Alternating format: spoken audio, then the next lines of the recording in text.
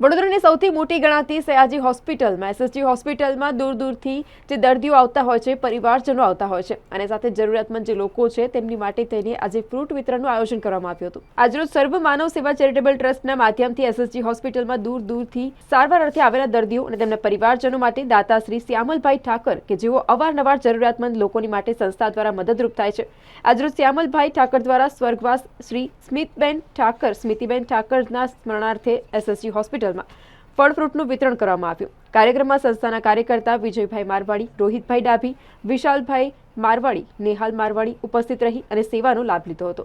નમસ્કાર મિત્રો, આજ રોજ આપણા સર્વ માનવ સેવા ચેરિટેબલ ટ્રસ્ટના માધ્યમથી સ્વર્ગવાસ શ્રી સ્મિતાબેન ઠાકરના સ્મરણ અર્થે એસએસજી હોસ્પિટલમાં જરૂરિયાતમંદ લોકોને ફળ અને ફ્રૂટનું વિતરણનું આયોજન રાખવામાં આવ્યું છે। એ બદલ હું શ્યામલભાઈ ઠાકરનો ખૂબ ખૂબ આભાર વ્યક્ત કરું છું।